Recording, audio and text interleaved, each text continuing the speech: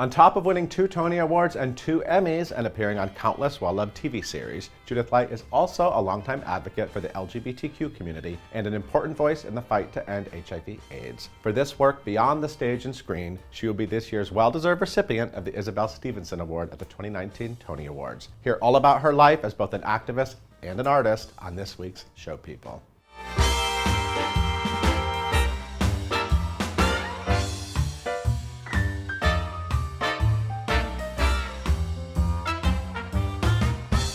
Judith, I'm so excited you're here. I'm so happy to be here. I've been wanting to get you on that white leather chair for a long time.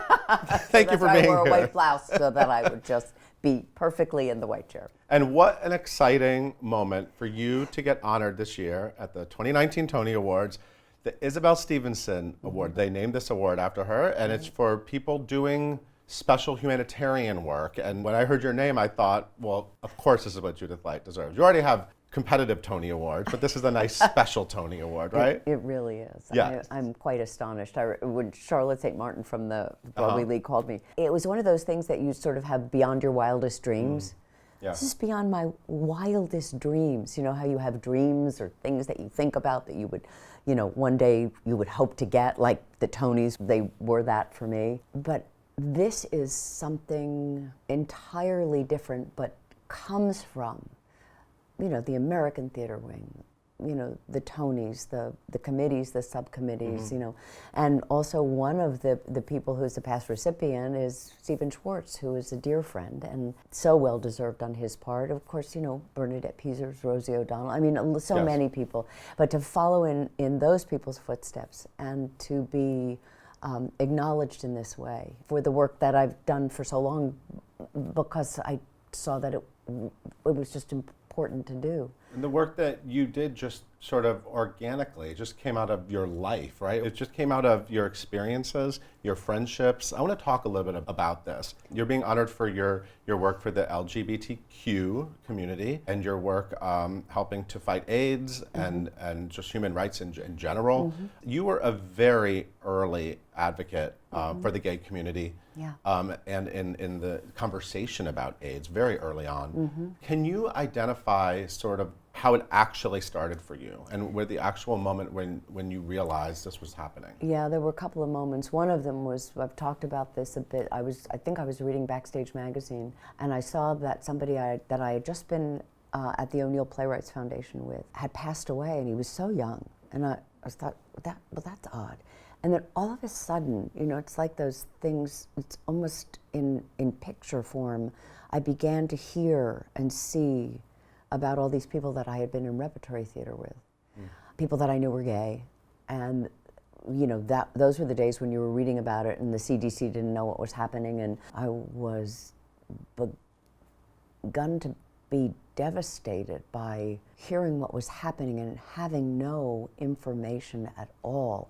And these really young men in our theater community, we were losing a generation. We've lost a generation of great talent and creativity. And I heard about Ryan White, and my agent at the time, who is now passed, David Eidenberg, he said, ABC is doing a movie about the Ryan White story. And I said, I want to do that. And they gave me the part to play. This was during Who's the Boss, right? This was this was during Who's the Boss, and it's like, who's the girl you'd least likely to pick for this? But I begged for that part. You played his mother. I played Ryan White's. Such a memorable performance. Thank you, and it was Such Ryan an important movie at the time. Totally. To expose people to that.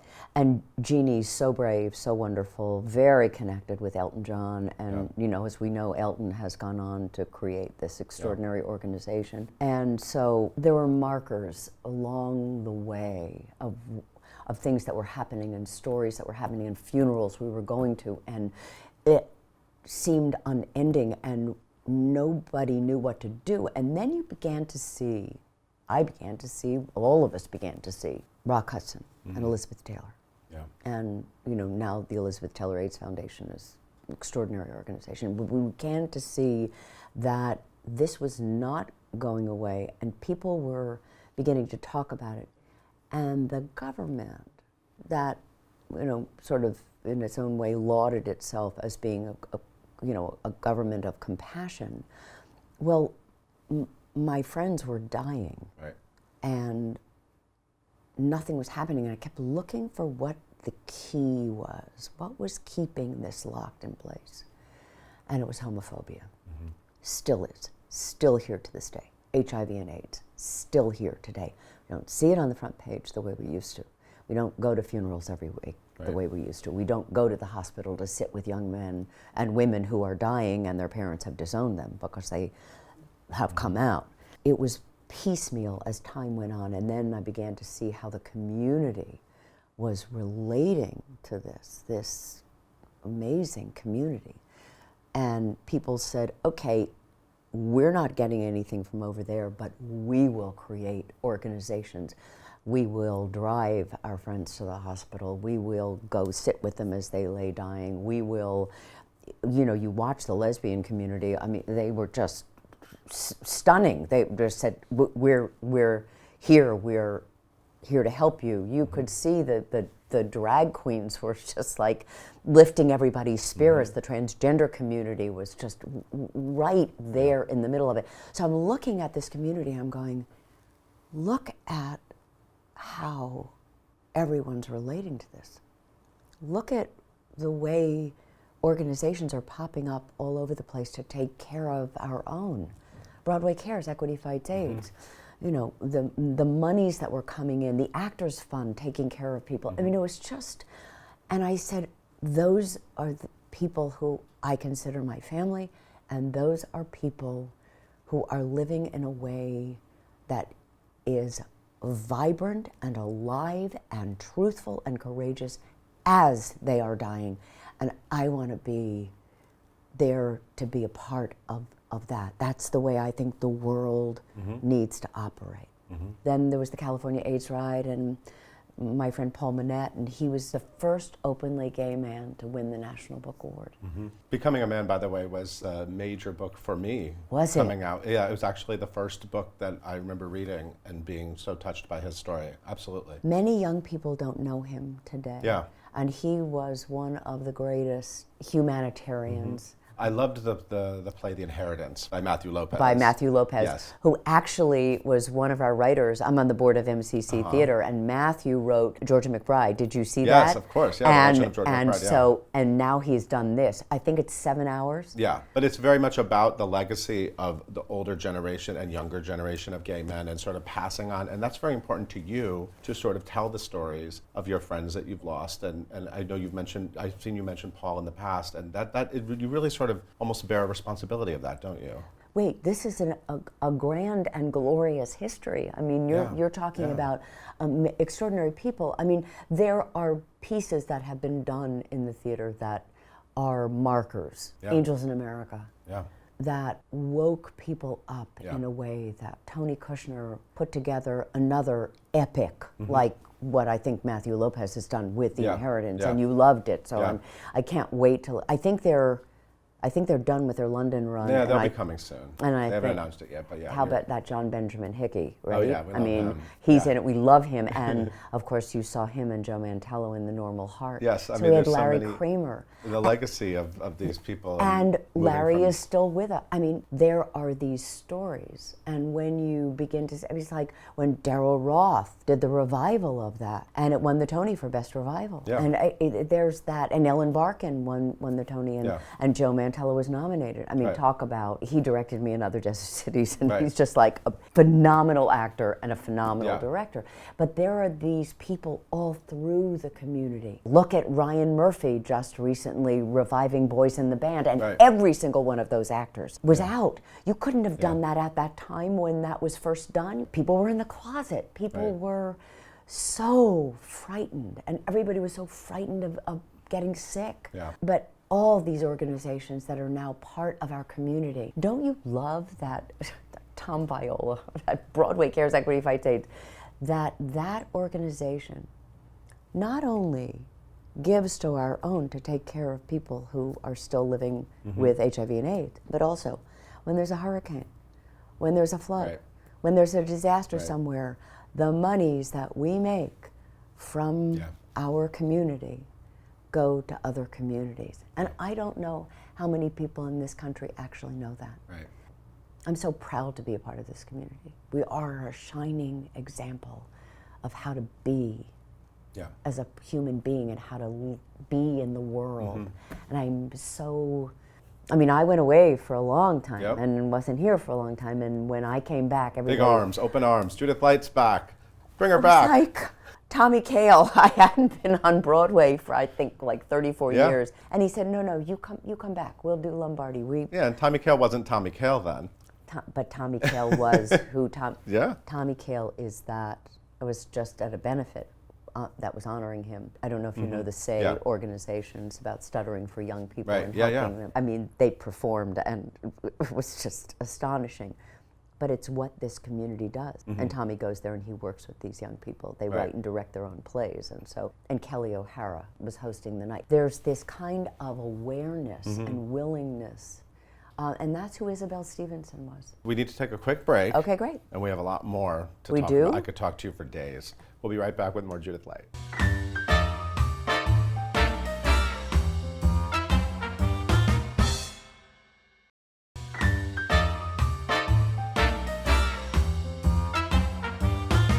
We are back with Judith Light, who's being honored at the Tony Awards, as she should be every year. I'm into that. Thank you. Okay, that would be lovely. And then I can come talk to you every year. I feel like you're like the fairy godmother of the Broadway community. The reaction people have to your name, people get really excited, and you must see this when you meet young actors at openings and they come up to you. You see the excitement people have to meet you. You have such a beautiful, positive energy, and people just want to experience that. You see this, correct? Thank you. Yeah, I don't want to be coy. I do see it. The idea that life can work. I didn't always come from that place. It wasn't always true for me, and I have had to really work on it and spend a lot of time, in therapy and really looking at who I was and who I really wanted to be. And so when they reflect back to me that I have meant something to them, it gives me the guidepost that I'm in the place that I have so longed to be. So it tells me that they're seeing something that also is in them. And that delights me. I know that we all have the capacity to bring the best of everything to every interaction that we have. And when I do that, it's illuminating for me and my heart and my soul. And I see that it is for other people as well. I was listening to Tommy Kail talk about what this world could be. And I always thought I was the other or alone or different when I was growing up. And then I saw in this community that there were people like me, and I had landed on the island that I had been longing to find. To know that that's so is really moves me. We've seen what you've done with your career, we've seen what you've done with your activism and how you use your celebrity, and people see that journey and they see that it's a positive one and they're inspired by it. Right, thank you for saying that. I always knew somewhere as I was growing up that if I ever was to receive any kind of notoriety, any kind of celebrity, that I wanted to use it as a platform to be able to speak out. Now, people wrote me when I did the Ryan Wright story, and I've talked about this, and they said, "Oh, we'll never watch you again." And I was like, okay. I see what the world is. I see how it could be perceived in a whole other way. It's like people said to me, "You know you're going to ruin your career if you do this advocacy." And I said, I don't, what, no, I won't. I don't know what you're talking about. Anyway, it's not going to stop me. And then you take inspiration from people like Elizabeth Taylor. She said, "Look, Rock Hudson's my friend. She goes to Congress and she opens up a mouth on them." And it's like, oh, I see. I take a page from your heart and who you are. Page from your heart. I like that. So you grew up in New Jersey, right? I did. Trenton, New Jersey. I did. Your mom was a model? She had been a model. She'd been a model, former model. Yeah, but not like one of those models where you think of Not like Gigi Hadid. She didn't work the runway like you can. Oh, you're very Because you're very sweet. good at the red carpet. Thank you. It's legendary. Look, thank you. Billy Porter would say it's legendary. Billy Porter is legendary. I mean, he is magnificent. No, but you know what it is? I love it. And I'll tell you what I love about it. I have a brilliant stylist. I know how hard he works. Fashion is an art. I mean, this is a Zac Posen blouse. It is magnificently designed. I'm just putting it on to demonstrate their art. So when somebody says, who are you wearing? And we all say, oh, that's not really the question goes deeper. It's like, what thought went into this? How is it we're presenting? What's the choice from? There are so many other components to it that I find fascinating. There's a psychology and an art and an excitement to it. Also, those photographers that stand there for hours on end, they are our friends. You have compassion for everyone. I love it. It's not just compassion. It's sort of like, okay, maybe it's compassion, but it's like, it's an understanding. They are, I have said this a million times and I've said it to them. I'm so grateful. I could do a play in my bathroom and nobody would ever see it. I could receive the Isabelle Stevenson Tony and nobody would ever know. You need everyone. It's like, it's a team. You're my vehicle to let people know about something. Right. And then we get to talk about this stuff. Yeah. We get to talk about the advocacy, who you can be in the world. What are your thoughts about those things? It's all part of the team that makes these things happen and occur. And if I don't have, these wonderful photographers, how else is it going to get out there? Yeah. If I don't have them. Yeah, but then you really turn it on for them. I like your 80s sitcom mom look too, though. That was fun.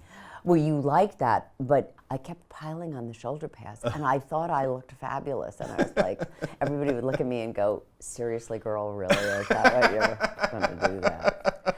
And 40 pounds of extensions sewn into my head. I mean, but it was the time. Yeah. And the outfits were classic. I remember when we were first starting Who's the Boss, and I've told this story a couple of times, Blake Hunter and Marty Cohen created Who's the Boss, and I said to them, look, there's this idea that if you have this woman who's on Madison Avenue and she's in the advertising business, you've got to have great clothes on her.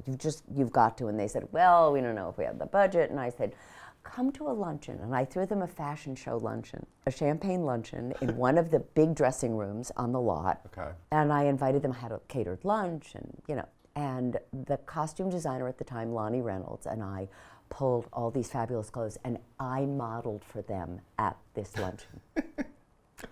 And I said, I'm telling you that people will tune in to see not only this adorable, charming, amazing show and Tony Danza and Katherine Hellman, but they will tune in to see what we're wearing. And indeed they did. And they said, oh my God, yes, that's how we want Angela to look. And I said, well, then you have to go get the money. And they did. Okay, what do you think? We're going to take another break. We'll be right back with more Judith Light. I can't wait.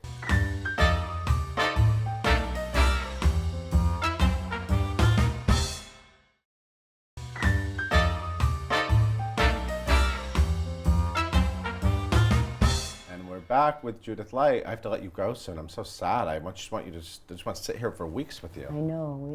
Well, that's what I was just saying to you, which was off camera, which I wanted on camera, which is what an extraordinary listener you are. Thank you for repeating that on camera. Well, I want people to know there are, when you're talking with somebody, you're having real communication and real dialogue.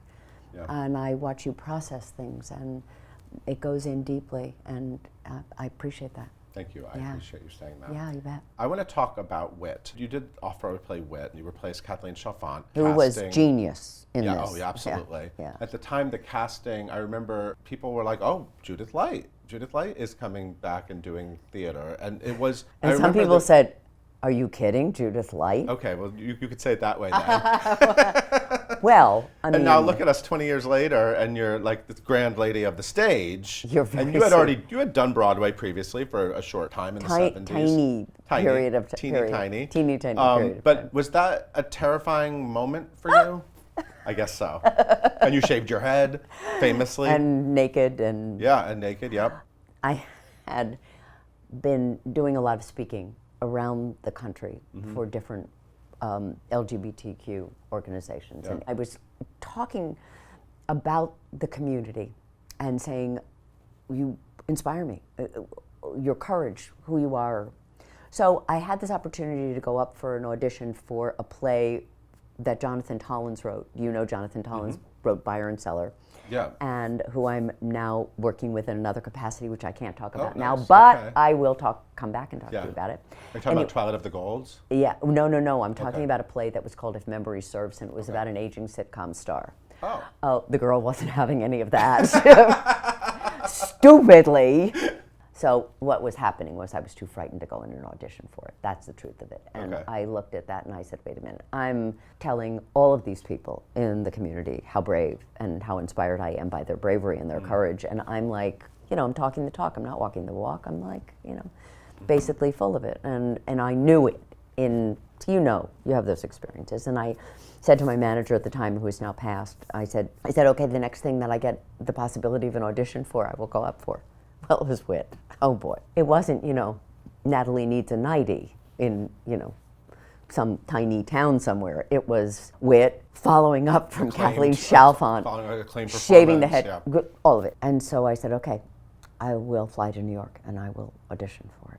It changed your life and your career. I mean, it changed everything. It changed everything. It was interesting, though. Not a lot of things happened after that, career-wise. I mean, I did do a couple of other plays. I did another play for MCC called Colder Than Here with Lily Rabe and Sarah Paulson and Brian Murray. I feel like Ryan Murphy probably saw that one because then he put all you in all his shows. Bless his heart. Remarkable, visionary. I don't know if Ryan saw that, but I will ask him. So do you feel secure in your career? I mean, because it feels like everybody wants to work with you, especially even in the past 5 years. You've had amazing opportunities on television. But look at who would cast me as Shelley Pfefferman in Transparent. Which Jill is Soloway. iconic and legendary. A lot of people in the very beginning said, I hate her. She drives me crazy. I love her so much. And then everybody went, oh my God, we love her. I mean, that team, and Jill, and the creation of that was just, but who would cast me in that? So there were these things that happened. Ryan casting me as Marilyn Miglin in Johnny Versace. Assassination of Johnny Versace. Right. So you're getting to tell these amazing stories. I am. And even just think about Shelley on Transparent, the fact that a woman who finds out her husband is a trans woman and wants to stay with her. And right, exactly. I mean, these stories, it's like the fact that these stories are being told and that you get to tell them. It's pretty remarkable. I look at the universe and I marvel at the universe. You are the person who deserves to tell these stories, and your involvement in the LGBTQ plus community is layered because of this, because you're also telling these stories, and it's in your personal life, it's in your work life, and it's amazing. The weaving of that particular tapestry Yeah. is something that I marvel at constantly. If Paul Manette could see you now. I miss him. Yeah. I won't take Paul out of my address book. I remember this one night, he had come to see Who's the Boss? And I remember we were driving in the car to this restaurant. It was before he got really sick. He knew he had been diagnosed, but it was before he got really sick. And then I remember we would sit on his bed when he had written these essays, the book of essays, and he would write something, and then we would sit on his sick bed and read what he had written. And Herb, who has also passed now, Herb Hampshire, my manager at the time, he would read, and we would all just sit there and listen and watch Paul's face, and just he would be, for this Isabelle Stevenson in particular, this would matter to him a lot. Yeah, would really, really matter to him. And one of the things that he always wanted was he wanted the young people to know who he was. He wanted them to have the experience that you had when you read Becoming a Man, where there was an awakening for you in that. and what it meant to be so impacted by his work. That would matter to him a great deal. Well, then he succeeded. Yes. But his work needs to keep carrying on. For sure. Yeah. For sure. We know what all this passion has done for the gay community, for the theater community. What has it done for you personally? Like, if you really sort of flip it and think about how your life has been impacted by the work, how would you define it? It's the thing I said about the auditioning for Wit. You know that song, I Want to See You Be Brave. Yeah. It's like, that's what I say to myself of watching the community. It's like, I want to see myself be brave. When I look at choices, to make choices now that terrify me, I say, what would this community do? What was it? What was the experience of watching people dying and standing up? And I don't know if you remember Michael Callan. You don't. You're too young. Michael was like singing till he passed. I mean, that's what everybody. They were dancing and singing and rallying and coming out, and I used that for myself. I still get terrified so often about, choices to make, and like, is it the right one or the wrong? It's like I stop my monkey mind and I say, let's settle down, because we're all biodegradable. We're gonna go sometime. Yeah. And that makes me sad a lot. I love living. I love the life I have and what I get to do. I love that I get to come here and talk to you. And when you get directed by people like Tommy Kail and Joe Mantello, and Joe came to me, I think it was in the middle of the run of Other Desert Cities, and he said, I have a note about the opening monologue. And I was like, okay. And he gave me this note, and I did it. And it changed everything, changed the entire performance. It was subtle, nobody would have known, but for me, it's like, so watching and learning all the time, that's the excitement of our world, our business. I love it. I just can't wait to see you keep going. Thank you. Thank you so much for being here. I'm delighted. Congratulations on the Isabelle Stevenson Award. Thank you. And I hope to see you soon. I hope come back again soon. I would love that. Thank you so much for watching. We'll see you next time.